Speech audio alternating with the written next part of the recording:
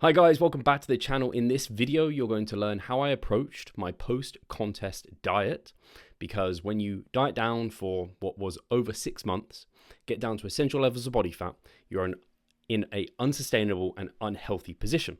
And so you have to go through a well-calculated and thought out post-show diet. You may have heard of the recovery diet, you may have heard of the reverse diet, you may have heard of a post-show rebound. And we're going to be talking about the recovery diet because essentially you are in a position that needs recovery. You're not in a healthy position. So warning, it's a hard period of time, often harder than the contest prep in for itself. So if you are thinking about competing, warning, the post-show periods were real tough, and we'll go over some of that. And in this video, first, you're going to see me enjoying a cookie from Levains, their famous cookies in New York. And then we're going to have in the background, as I go over the recovery diet and my approach to post-show, you're going to see some of the training from Bez Francis's gym, the powerhouse fitness mecca that's world famous. So let's dig into things.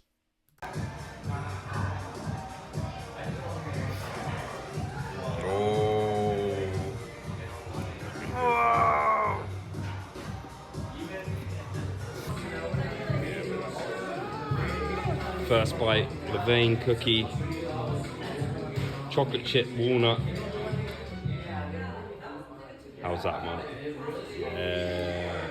Heavenly. Heavenly. Chocolate chip walnut, Levains Cookie. Whoa.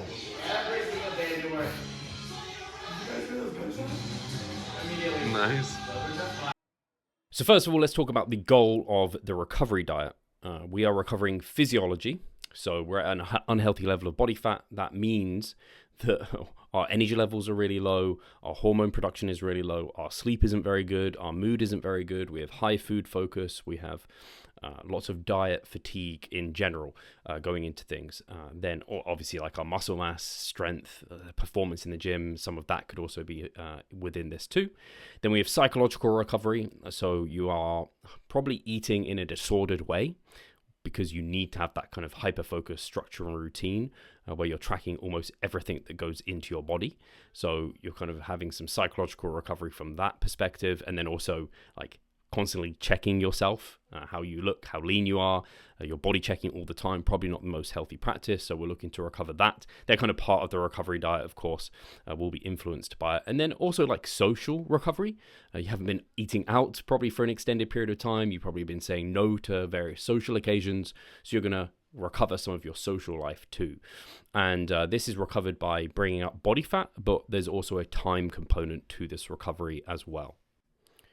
The general timeline and protocol that I would say most people would follow during their recovery and post-show period would be that within 6 to 8 weeks or so, you want to get the majority of these things recovered. So with my clients, I would score various diet fatigue factors such as libido, food focus, hunger, energy levels, that sort of thing. We'd be tracking and monitoring sleep and saying out of 5, how well recovered are they? With 5 out of 5 being fully recovered. And we want to bring as many of these as close to 5 as possible. And that would not, we'd then have a bit of an objective measure of how things are going. And a lot of this in that 6 to 8 week period, which is a good period of time to have recovered this, you can't do it too quickly, but you also don't want to go too slow, which I'll go over. You want to get proximal, so close to your lower body fat intervention point. What I mean by that is we generally have an upper and lower intervention point of body fat, where if we go above or below this, the body starts fighting us and we start feeling these elements of fatigue. Because if we go too high, we're at risk of predation, and well, we would have been, not anymore, of course. It's kind of an evolutionary thing.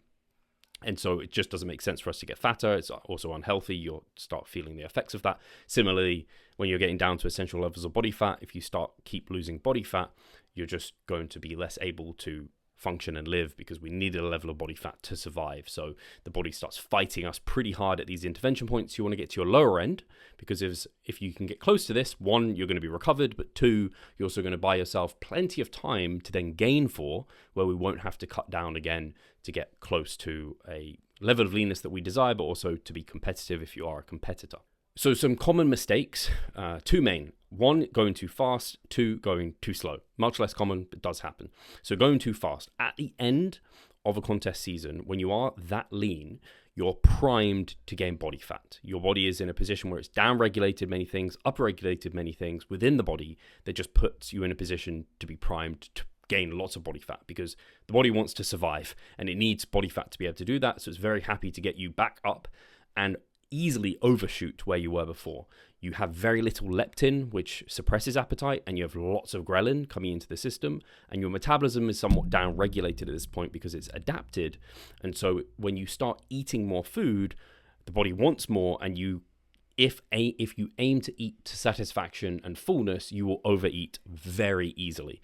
So it's important at this period of time to go at a certain level of slowness, because you could easily overeat, overshoot your body fat that you needed to be, and not be in a good position for an extended productive off season.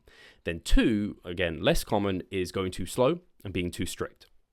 So remember that shreds and being that conditioned is only good for one place, the stage. You don't need to be that lean otherwise.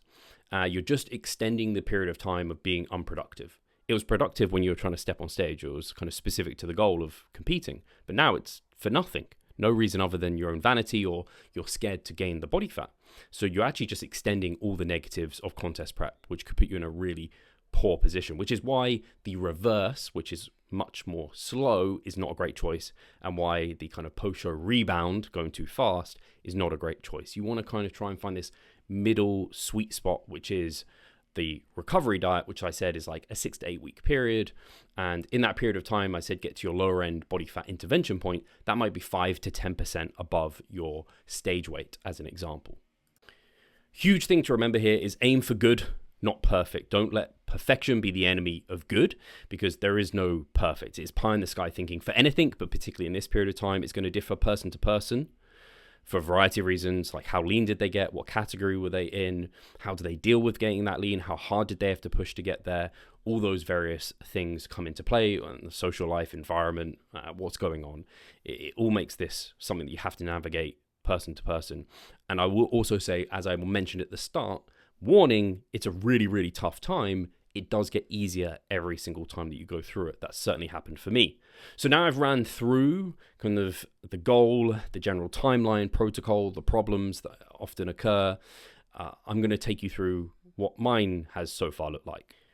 So in the immediate short term, my coach, Cliff Wilson, who doesn't necessarily follow the same philosophy as me, I would say we're almost identical, apart from he puts a higher precedent on staying leaner, and if that means it takes longer to feel recovered, he would prefer that, whereas I would prefer someone to feel better quicker, even if that means getting a little softer. I think you could make arguments for both. I'm still a little bit too close to know which one I necessarily prefer, but what I can say now is I'm sat, and it's the 17th of January. I stepped off stage on the 24th of November, and for about the last couple of weeks, 2.5 weeks, I would say, really post-Christmas, most of January now, I felt pretty good. I would say my food focus is much down, like many of the scores are much down in terms of out of 5 and much closer to normal, but I still have hunger. I'm still not as free and flexible as I would like to be. I'm not having to stuff myself. My energy levels are really good. Performance in the gym is really good. My sleep is very good. Libido is still fairly non-existent. And hunger and food focus are still there, but much improved. And libido is improved, but it's still not particularly strong compared to where I know it can get to in an off season. So that's as a correlate to testosterone, and therefore like good productive anabolic testosterone levels and healthy levels in an off season, right? So I'd say I'm in a pretty recovered state, but it's been quite a while since stepping off stage, of course, over a couple of months now. Or no, wait, it's not been a couple of months yet. So that would have been like, I'm nearly a couple of months post show. So I'm kind of within that 6 to 8 week period now. And so I think I'm in a pretty good point. I'm now, in terms of stage weight, was around 170 pounds, I would say, stage weight. I didn't step on the world stage, which was the last show, that heavy. But I think truly I could have been up to 170 pounds. So I haven't weighed myself actually in almost a week, because I got a tattoo and there's inflammation and water weight because of that. So it's kind of skewing things. But of my last kind of scale weight readings, I was around 175, 76. So a good couple of kilos above stage weight for sure, or like 5+ pounds above stage weight. So pretty slow and steady. And yeah, that's because I've been kind of going with Cliff. And initially, he gave me macros essentially to follow, and has had me checking in with my body weight, and that's all it's been, body weight each week, and kind of has been creeping up my food, whereas I tend to like to be a bit assertive out the gates in terms of quite a large surplus to get the majority of the recovery done quickly and then taper calorie surplus down. He's more so been the opposite, where it's been like a small bump, small bump, small bump. And so that's kind of been the difference there. And again, there's no absolute correct way. We don't have that prescription. There's many ways to go about this, but in every scenario, you do want to kind of bump food up. Whilst I was in New York, of course, there was lots of delicious foods I was eating: pizza, ice cream. Do we even have ice cream? I'm just saying ice cream because it's a food. Pizza, what do we have? Bagels, pancakes, maybe I'll throw up some pictures. We had the works. It was delicious, but I was having to abate my appetite with buying a pound of carrots and eating those. Other meals of the day were just protein and plants, basically. And I was really trying to manage my hunger and appetite because it was tough and challenging at times. We often split foods, or I definitely didn't eat as much as I would like to at various times. But that's a tricky time to go on holiday immediately after a show. I wouldn't recommend it. And I had a huge step count of almost 30,000 steps a day. So that was helping to increase my energy expenditure to make sure that I didn't gain too much. I really didn't gain much at all when I was in New York. And it more so came back on because November goes into December, Christmas period, festivities, lots of food. But I've been very, very adherent, but there's been quite a bit of guesstimation going on. And I've just been doing my best with that. And the only real change that happened, or has been happening with Cliff, was to increase food. My steps stayed stable, didn't decrease those. I sit around 10 to 12K a day, and I had no cardio, and it's just been training as per usual. So yeah, I'll probably do another video where we get a physique update, see how I'm looking. Once I'm feeling a bit more recovered, maybe the next episode I'll do that and talk about it in a bit more detail. But so you know, that's kind of been my approach post-show, and this is my 4th season, so I'm much better at going on holiday and controlling these things and knowing I can. And also, I tend to have a lower body fat intervention point than many other people, so I feel a bit better, leaner. But I'm definitely not fully recovered just yet. It's almost been 8 weeks. I'm within 6 to 8 weeks now, and like I said, I've gained 5 to 6 pounds or so, and yeah, we'll just have to see how it goes. I had in my head I'd need to get into about 180 pounds within the 6 to 8 week period to feel pretty good, and then I could kind of slowly go into my off season from there. So it wouldn't surprise me if I needed to gain a bit more weight to really start having very good recovery scores. I am now going solo in terms of coaching. I'm not coached by Cliff anymore. This past week I've just been eating 3,400 to 3,500 calories. I have quite a decent calorie intake, thankfully, and I'm a little bit nervous. I'm not going to lie, to step on the scale and see what it is, because yeah, it'd been rapidly going up, kind of strangely post-Christmas, and not expected given not much had changed.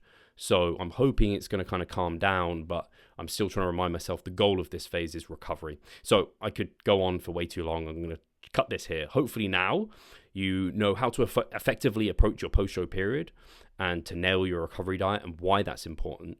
And if you do need further help or guidance, I know I kind of rushed over things to some extent here. I was recently part of a fantastic course for physique prep from start to finish, along with Dr. Eric Helms, Dr. Martin Refalo, and also Brandon Kempter, who is an excellent contest prep coach. I'll link that in the description because it's a fantastic course that I was honored to be part of, and I know a lot of people have taken a lot from that. And then second is a coach is just a no-brainer. They really, really help you navigate not just prep, but the post-show period. At Revive Stronger, that's what we do. I love helping people take the stage and also make the most out of their off-season by navigating that post-show phase very, very effectively. So guys, definitely check out our coaching. That's always linked in the description too. Otherwise, I'll catch you in the next vlog. Cheers, guys.